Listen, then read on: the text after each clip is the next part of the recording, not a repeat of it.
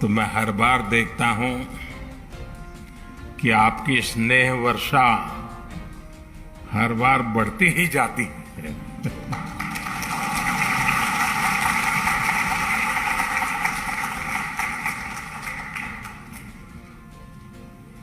आप में से कई साथी ऐसे हैं जो अनेक वर्षों से यहां बसे हुए हैं। जापान की भाषा, यहां की वेशभूषा, कल्चर, खान-पान एक प्रकार से आपके जीवन का भी हिस्सा बन गया है। और हिस्सा बनने का एक कारण ये भी है कि भारतीय समुदाय के संस्कार समावेशक रहे हैं, लेकिन साथ साथ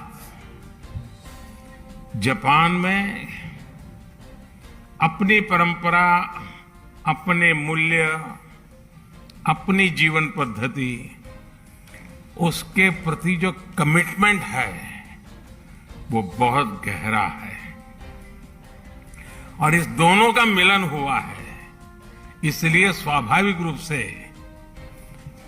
एक अपनेपन के महसूस होना बहुत स्वाभाविक होता है। साथियों, आप यहां रहे हैं, काफी लोग आप लोग यहां बस गए हैं। मैं जानता हूं कईयों ने यहां शादी भी कर ली है।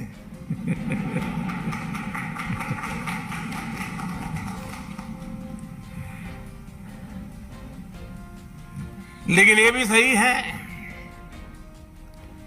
कितने सालों से यहां जुड़ने के बावजूद भी भारत के प्रति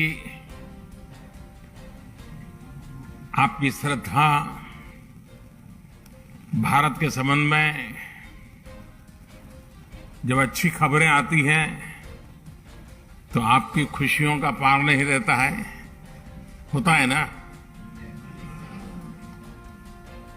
और कभी कोई बुरी खबर आ जाए तो सबसे ज्यादा दुखी भी आप ही होते हैं। ये विशेषता है हम लोगों की कि हम कर्म भूमि से तन मन से जुड़ जाते हैं, खप जाते हैं, लेकिन मातृभूमि के जो जड़ों से जुड़ाव है उससे कभी दूरी नहीं बनने देते हैं। और यही हमारा सबसे बड़ा सामर्थ्य है। साथियों, स्वामी विवेकानंद जी जब अपने ऐतिहासिक संबोधन के लिए शिकागो जा रहे थे तो उससे पहले वो जापान आए थे। और जापान ने उनके मन मंदिर में, उनके मन मस्तिष्क पर एक गहरा प्रभाव छोड़ा था। जापान के लोगों की देशभक्ति, जापान के लोगों का आत्मविश्वास,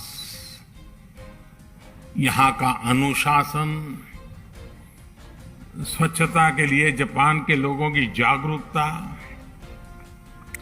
विवेकानंद जी इसकी खुल करके प्रशंसा की थी। गुरुदेव रविंद्रनाथ जी टैगोर ये भी कहते थे, जापान एक ऐसा देश है जो एक ही साथ प्राचीन भी है और आधुनिक भी है।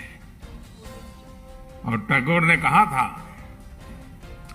Japan has come out of the immemorial east like a lotus blossoming in easy grace, all the while keeping its firm hold upon the profound depth for which it has sprung. यानी कहना वो चाहते थे कि Japan कमल के फूल की तरह जितनी मजबूती से अपनी जड़ों से जुड़ा है, उतनी ही भव्यता से वो हर तरफ सुंदरता को भी बढ़ाता है। हमारे इन महापुरुषों की ऐसी ही पवित्र भावनाएं जापान के साथ हमारे संबंधों की गहराइयों को स्पष्ट करती हैं। साथियों, इस बार जब मैं जापान आया हूं तो हमारे डिप्लोमेटिक संबंधों को 70 साल होने जा रहे हैं, 7 दशक। साथियों, आप भी यहां रहते हुए अनुभव करते होंगे, हिंदुस्तान में भी हर कोई अनुभव करता है कि भारत और जापान नेचुरल पार्टनर है। भारत के विकास में, भारत की विकास यात्रा में जापान की महत्वपूर्ण भूमिका रही है। जापान से हमारा रिश्ता आत्मीयता का है, अध्यात्म का है। जापान से हमारा रिश्ता सहयोग का है, अपनेपन का है। और इसलिए एक प्रकार से इस रिश्ता हमारा सामर्थ्य का है, ये रिश्ता सम्मान का है, और ये रिश्ता विश्व के लिए साझे संकल्प का भी है। जापान से हमारा रिश्ता बुद्ध का है, बोध का है, ज्ञान का है। हमारे महाकाल है तो जापान में दाइकोकुतेन है। हमारे ब्रह्मा है तो जापान में बोनतेन है। हमारी मां सरस्वती है तो जापान में बेंजाइतेन है। हमारी महादेवी लक्ष्मी है तो जापान में किचिजोतेन है। तो हमारे गणेश हैं तो जापान में कानगीतेन है। जापान में अगर जैन की परंपरा है तो हम ध्यान को, मेडिटेशन को आत्मा से साक्षात्कार का माध्यम मानते हैं। 21वीं सदी में भी भारत और जापान के इन सांस्कृतिक संबंधों को हम पूरी प्रतिबद्धता के साथ आगे बढ़ा रहे हैं। और मैं तो काशी का सांसद हूं और बड़े गर्व से कहना चाहूंगा कि जापान के पूर्व प्रधानमंत्री श्री अबे जब काशी आए थे तब उन्होंने एक बहुत बढ़िया सौगात काशी को दी। काशी में जापान के सहयोग से बना रुद्राक्ष, और जो मेरी कभी कर्मभूमि रही वो अहमदाबाद में जैन गार्डन और काइजन एकेडमी, ये ऐसी बातें हैं जो हमें कितनी निकट लाती हैं। यहां आप सभी जापान में रहते हुए इस ऐतिहासिक बंधन को और मजबूत बना रहे हैं और सशक्त कर रहे हैं। साथियों, आज की दुनिया को भगवान बुद्ध के विचारों पर, उनके बताए रास्ते पर चलने की शायद पहले से ज्यादा जरूरत है। यही रास्ता है जो आज दुनिया की हर चुनौती, चाहे वो हिंसा हो, अराजकता हो, आतंकवाद हो, क्लाइमेट चेंज हो, इन सब से मानवता को बचाने का यही मार्ग है। भारत सौभाग्यशाली है कि उसे भगवान बुद्ध का प्रत्यक्ष आशीर्वाद मिला। उनके विचारों को आत्मसात करते हुए भारत निरंतर मानवता की सेवा कर रहा है। चुनौतियां चाहे किसी भी प्रकार की हो, कितनी बड़ी क्यों न हो, भारत उनका समाधान ढूंढता ही है। कोरोना से दुनिया के सामने जो 100 साल का सबसे बड़ा संकट पैदा हुआ, वो हमारे सामने है। और ये जब शुरू हुआ था, तब किसी को नहीं पता था कि आगे क्या होगा। शुरू में तो ऐसा ही लग रहा था, वहां आया है, यहां क्या है। किसी को पता नहीं था इसको कैसे हैंडल किया जाए, और न वैक्सीन भी नहीं थी, और न इस बात का कोई आइडिया था कि वैक्सीन कब तक आएगी। यहां तक कि इस बात पर भी डाउट था कि वैक्सीन आएगी या नहीं आएगी। चारों तरफ अनिश्चितता का माहौल था। उन परिस्थितियों में भी भारत ने दुनिया के देशों में दवाएं भेजी। जब वैक्सीन्स अवेलेबल हुई तो भारत ने मेड इन इंडिया वैक्सीन्स अपने करोड़ों नागरिकों को भी और दुनिया के 100 से अधिक देशों को भी भेजी।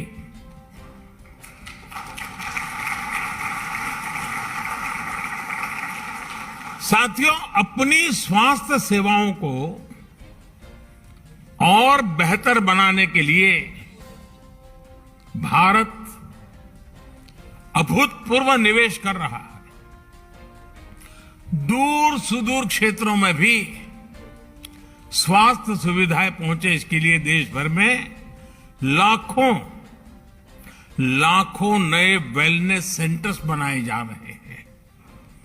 आपको ये जानकर के भी खुशी होगी,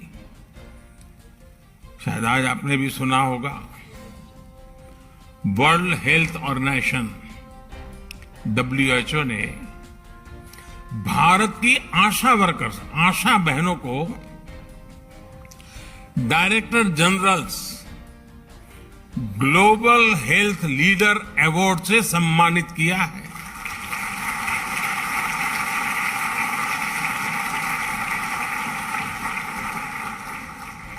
भारत की लाखों आशा बहनें मैटरनल केयर से लेकर के वैक्सीनेशन तक, पोषण से लेकर के स्वच्छता तक देश के स्वास्थ्य अभियान को गति दे रही है। और गांव के अंदर मैं आज जापान की धरती से हमारी सभी आशा वर्कर बहनों को हृदय से बहुत बहुत बधाई देता हूं, उनको सैल्यूट करता हूं।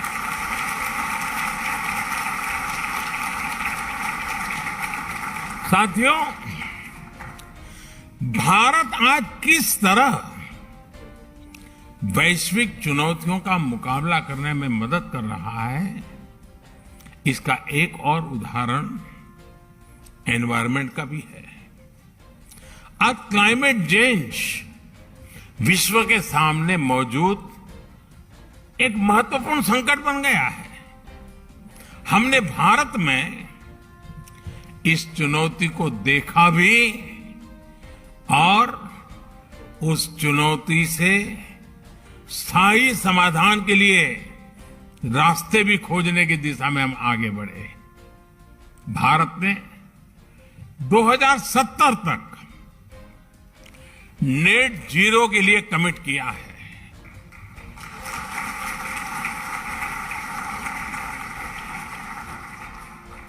हमने इंटरनेशनल सोलर अलायंस जैसे ग्लोबल इनिशिएटिव का भी नेतृत्व किया। क्लाइमेट चेंज के कारण दुनिया पर नेचुरल डिजास्टर्स का खतरा भी बढ़ गया है। इन डिजास्टर्स के खतरों को, उनके प्रदूषण के दुष्प्रभावों को जापान के लोगों से ज्यादा बेहतर और कौन समझ सकता है। प्राकृतिक आपदाओं से जापान ने लड़ने की क्षमता भी बना दी है। जिस तरह जापान के लोगों ने इन चुनौतियों का सामना किया है, हर समस्या से कुछ न कुछ सीखा है, उसका समाधान खोजा है और व्यवस्थाएं भी विकसित की है, व्यक्तियों का भी उस प्रकार से संस्कार किया है। ये अपने आप में सराहनीय है। इस दिशा में भी भारत ने CDRI यानी coalition for disaster resilient infrastructure में लीड ली है। साथियों, भारत आज ग्रीन फ्यूचर, ग्रीन जॉब्स के लिए, कैरियर रोडमैप के लिए भी बहुत तेजी से आगे बढ़ रहा है। भारत में इलेक्ट्रिक मोबिलिटी को व्यापक प्रोत्साहन दिया जा रहा है। ग्रीन हाइड्रोजन को हाइड्रोकार्बन का विकल्प बनाने के लिए विशेष मिशन शुरू किया गया है। बायोफ्यूल से जुड़ी रिसर्च और इंफ्रास्ट्रक्चर के निर्माण पर बहुत बड़े स्केल पर काम चल रहा है। भारत ने इस दशक के अंत तक अपनी टोटल इंस्टॉल्ड पावर कैपेसिटी का 50% नॉन फॉसिल फ्यूल से पूरा करने का संकल्प लिया है।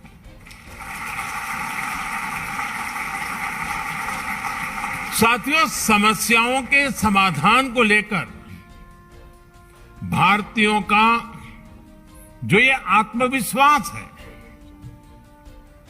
ये आत्मविश्वास आज हर क्षेत्र में,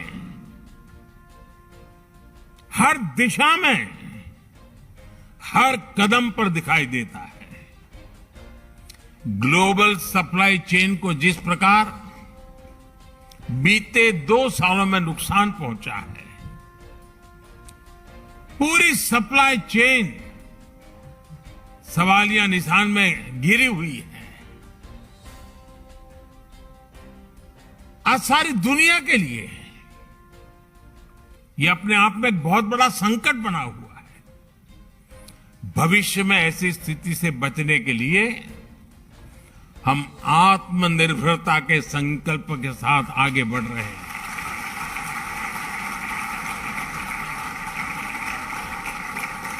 और आत्मनिर्भरता का ये हमारा संकल्प सिर्फ भारत के लिए है ऐसा नहीं है। ये एक stable, trusted global supply chain के लिए भी बहुत बड़ा इन्वेस्टमेंट है। आज पूरी दुनिया को यह एहसास हो रहा है कि जिस स्पीड और स्केल पर भारत काम कर सकता है वो अभूतपूर्व है। दुनिया को आज ये भी दिख रहा है कि जिस स्केल पर भारत अपनी इंफ्रास्ट्रक्चर और इंस्टीट्यूशनल कैपेसिटी बिल्डिंग उस पर जो जोर दे रहा है यह भी अभूतपूर्व है।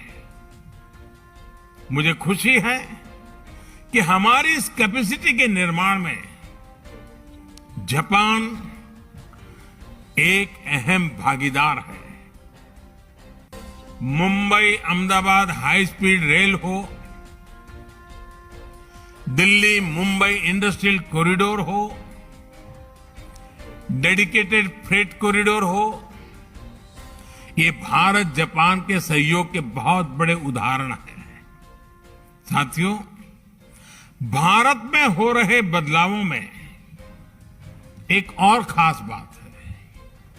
हमने भारत में एक स्ट्रांग और रेजिलिएंट रिस्पॉन्सिबल डेमोक्रेसी की पहचान बनाई है। उसको बीते 8 सालों में हमने लोगों के जीवन में सकारात्मक बदलाव का माध्यम बनाया है। भारत की डेमोक्रेटिक प्रोसेस से आज समाज के वो लोग भी जुड़ रहे हैं जो कभी गौरव के साथ ये अनुभव नहीं कर रहे थे कि वो भी इसका हिस्सा है। हर बार, हर इलेक्शन में रिकॉर्ड टर्नआउट, और उसमें भी यहां जो हमारी माताएं बहनें हैं उनको जरा खुशी होगी। आप अगर भारत के चुनावों को डिटेल में देखते होंगे तो आपको ध्यान आता होगा कि पुरुषों से ज्यादा महिलाएं वोट कर रही हैं।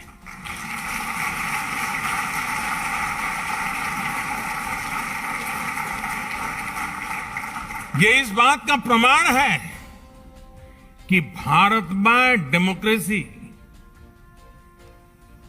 सामान्य से सामान्य नागरिकों के हकों के प्रति कितनी सजग है, कितनी समर्पित है और हर नागरिक को कितना सामर्थ्यवान बनाती है। साथियों, मूल सुविधाओं के साथ साथ हम भारत के एस्पिरेशन को भी नई बुलंदी दे रहे हैं, नया आयाम दे रहे हैं। भारत में इंक्लूसिवनेस का, लीकेज प्रूफ गवर्नेंस का,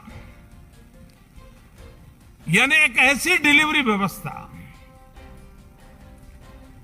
टेक्नोलॉजी का भरपूर उपयोग करते हुए एक ऐसे मैकेनिज्म को विस्तार किया जा रहा है ताकि जो जिस चीज का हकदार है वो बिना मुसीबतें, बिना कोई सिफारिश को, बिना कोई करप्शन किए अपने हक को प्राप्त कर सकता है, और उसमें हम पूरी ताकत से जुटे हुए हैं।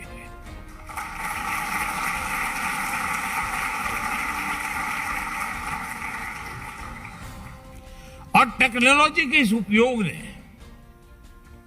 डायरेक्ट बेनिफिट ट्रांसफर की इस परंपरा ने कोरोना के इस विकट कालखंड में गत 2 वर्ष में भारत की और खास करके भारत के दूर सुदूर गांव में रहने वाले, जंगलों में रहने वाले हमारे नागरिकों के हकों की बहुत बड़ी रक्षा की है, उनकी मदद की है।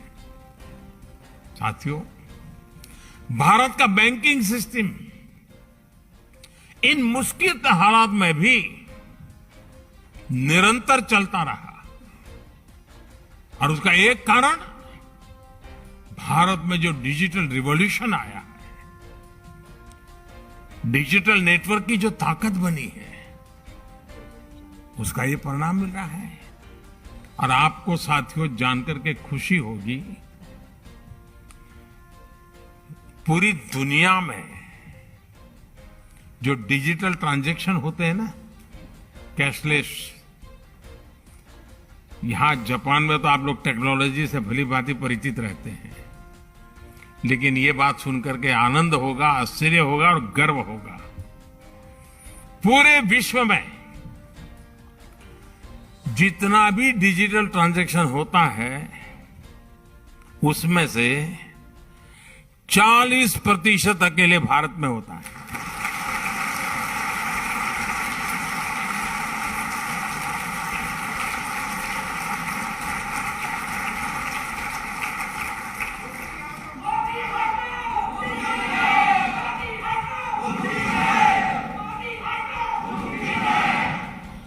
कोरोना के शुरुआती दिनों में जब सब बंद था, उस संकट के कालखंड में भी भारत सरकार एक क्लिक बटन दबा करके एक साथ करोड़ों भारतीयों तक आसानी से उनके लिए जो मदद पहुंचानी है पहुंचा पाते थे।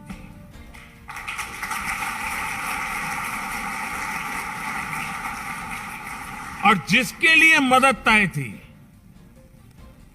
उसी को मिली, समय पर मिली, और इस संकट से जूझने का उसे सामर्थ्य भी मिला। भारत में आज सही मायने में पीपल लेड गवर्नेंस काम कर रही है। गवर्नेंस का यही मॉडल डिलीवरी को एफिशिएंट बना रहा है। यही डेमोक्रेसी पर निरंतर मजबूत होते विश्वास का सबसे बड़ा कारण है। साथियों, आज जब भारत आजादी के 75 साल मना रहा है, आजादी का अमृत महोत्सव मना रहा है, तो वो आने वाले 25 साल यानी आजादी के 100वें वर्ष तक हिंदुस्तान को हमें कहां पहुंचाना है, किस ऊंचाई को प्राप्त करना है, विश्व में हमारे झंडा कहां कहां कैसे कैसे गाड़ना है, आज हिंदुस्तान उस रोड मैप तैयार करने पर लगा हुआ है।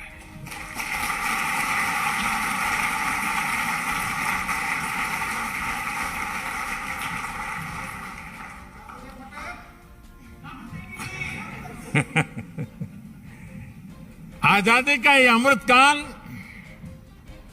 भारत की समृद्धि का, संपन्नता का एक बुलंद इतिहास लिखने वाला है। दोस्तों,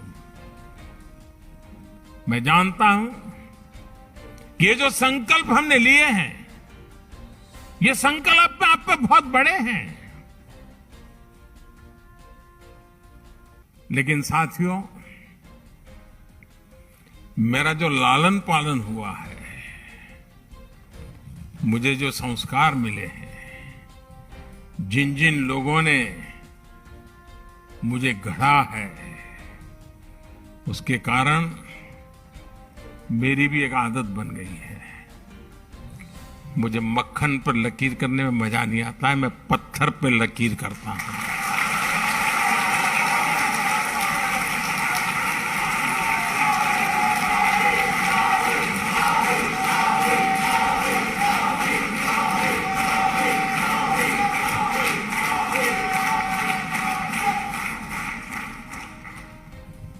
लेकिन साथियों,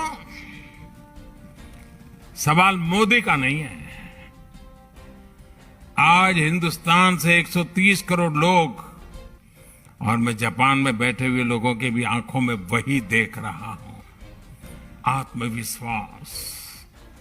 130 करोड़ देशवासियों का आत्मविश्वास, 130 करोड़ संकल्प, 130 करोड़ सपने, और इस 130 करोड़ सपनों को पूर्ण करने का ये विराट सामर्थ्य परिणाम निश्चित लेकर रहेगा। दोस्तों, हमारे सपनों का भारत हम देख के रहेंगे।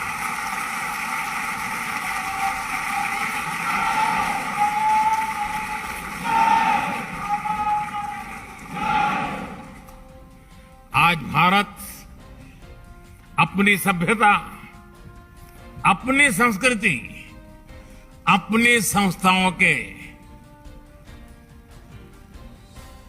अपने खोए हुए विश्वास को फिर से हासिल कर रहा है।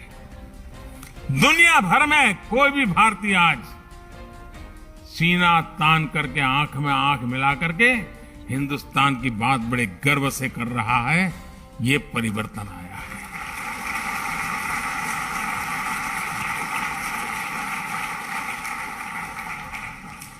आज मुझे यहां आने से पहले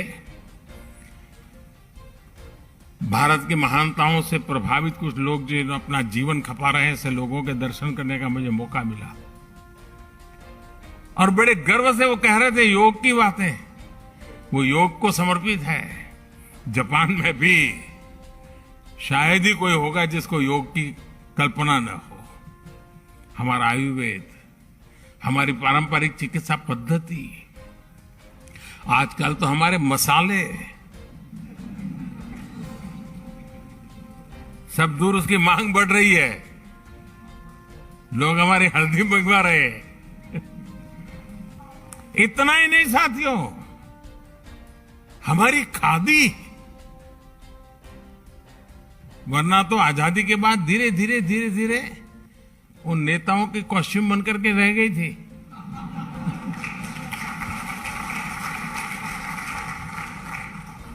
आज उसका आज पुनर्जीवन हो गया है। खादी ग्लोबल बन रही है जी। यही तो भारत की बदलती हुई तस्वीर है दोस्तों। आज का भारत अपने अतीत को लेकर जितना गौरवान्वित है उतना ही tech led, science led, innovation led, talent led future को लेकर भी आशावान है। जापान से प्रभावित होकर स्वामी विवेकानंद जी ने एक बार कहा था कि हम भारतीय नौजवानों को अपने जीवन में कम से कम एक बार जापान की यात्रा जरूर करनी चाहिए।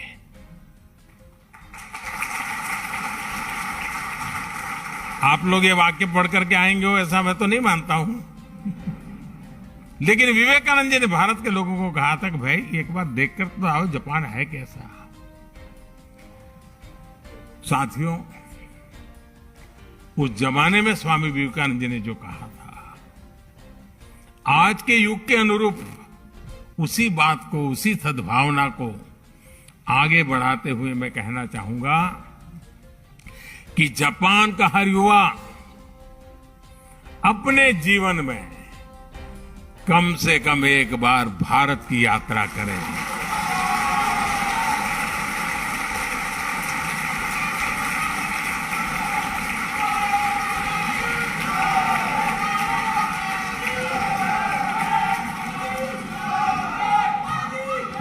आपने अपनी स्किल से, अपने टैलेंट से, अपने एंटरप्रेन्योरशिप से जापान की इस महान धरती को मंत्रमुग्ध किया है।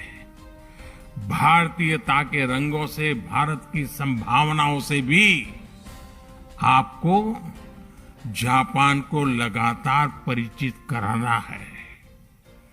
आस्था हो या एडवेंचर, जापान के लिए तो भारत एक स्वाभाविक टूरिस्ट डेस्टिनेशन है। और इसलिए भारत चलो, भारत देखो, भारत से जुड़ो, इस संकल्प से जापान के हर मेरे भारतीय से मैं आग्रह करूंगा कि वो उससे जुड़े।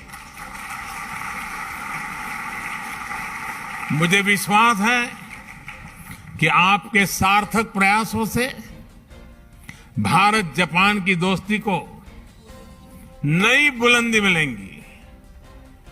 इस अद्भुत स्वागत के लिए, और मैं देख रहा था, अंदर आ रहा था, चारों तरफ जोश, नारे, उत्साह, और जितना भारत को आप अपने में जीने की कोशिश करते दिख रहे हो, ये सचमुच में दिल को छूने वाला है।